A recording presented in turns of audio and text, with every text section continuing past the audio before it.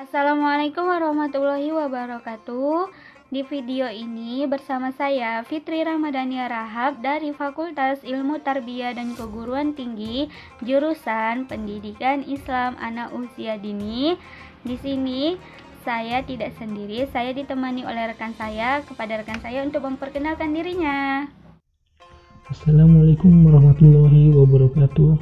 Halo semua, perkenalkan nama saya Rahmat Syaftra Tobing, Fakultas Dakwah dan Komunikasi UIN Sumatera Utara Medan. Di sini saya dan rekan saya akan membahas tentang masyarakat yang takut beribadah ke masjid karena pandemi. Kepada rekan saya untuk menjelaskannya, silakan. Menurut Weber di dalam bukunya Economy and Society, tidak semua tindakan individu masuk dalam kategori tindakan sosial. Sebagai contoh adalah tindakan peribadatan yang di dalamnya terdapat interaksi antara individu dan Tuhan. Di dalam peribadatan tidak terdapat interaksi antara manusia dengan manusia lainnya.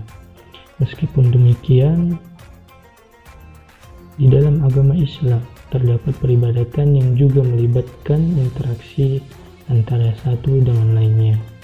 Misalnya sholat Jumat yang mewajibkan laki-laki untuk dapat berkumpul melaksanakan sholat secara bersama-sama di masjid.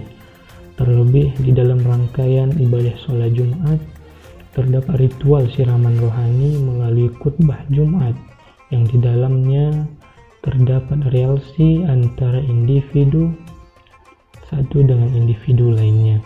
Dengan munculnya kasus corona yang melanda Indonesia, MUI mengeluarkan fatwa tentang model baru dalam pelaksanaan ibadah sholat Jumat ketika terjadi wabah virus, yaitu dengan tidak mewajibkan melaksanakan sholat Jumat di masjid bagi yang terinfeksi virus corona atau bagi masyarakat yang tinggal di daerah yang sudah dinyatakan darurat corona, serta ibadah sholat Jumat diganti dengan sholat zuhur di rumah masing-masing.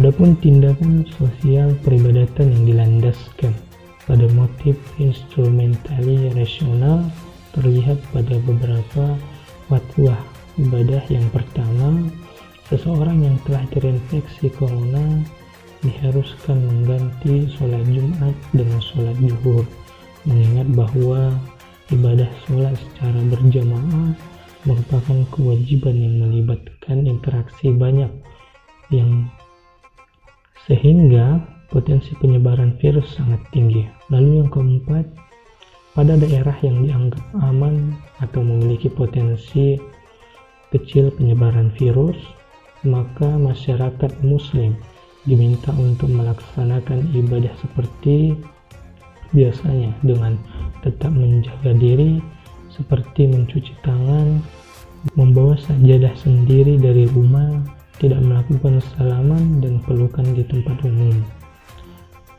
Lalu yang kelima, pengurusan jenazah yang terpapar COVID-19 harus dilakukan sesuai dengan ketentuan protokol medis dan dilakukan oleh pihak yang berwenang.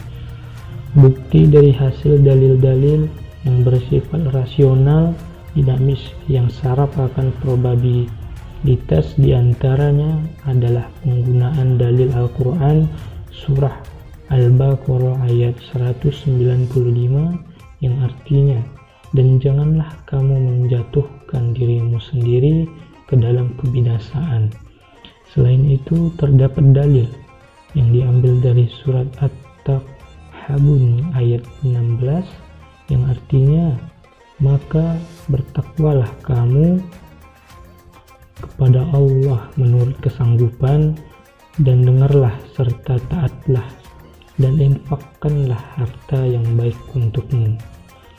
Adapun dalil dari hadis yang diambil juga menguatkan hal tersebut. MUI menggunakan hadis yang bersifat rasional dan tidak fatalistik untuk menghadapi musibah, sebagaimana hadis yang dikutip oleh MUI dari Nabi Shallallahu Alaihi Wasallam Sesungguhnya beliau bersabda, jika terjadi wabah di tempat kamu berada, maka jangan tinggalkan tempat itu. Hadis riwayat Bukhari. Sama halnya juga kaidah fikih yang digunakan oleh MUI yang bersifat rasional, dinamis, probabilistik, disesuaikan dengan konteks pandemik COVID-19 saat ini. Di antara kaidah fikih yang digunakan adalah yang pertama, tidak boleh membahayakan diri dan membahayakan orang lain.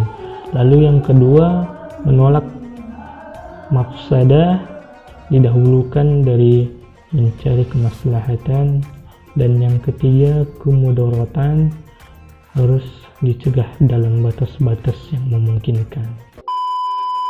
Untuk menghadapi virus corona ini, seluruh umat Islam di Indonesia hendaknya juga mengikuti imbauan dari pemerintah sementara terkait penyelenggaraan ibadah, agar umat Islam mengikuti fatwa yang dikeluarkan oleh Majelis Ulama Indonesia atau MUI. Like, komen, dan subscribe channel ini ya. Sampai jumpa. Assalamualaikum warahmatullahi wabarakatuh.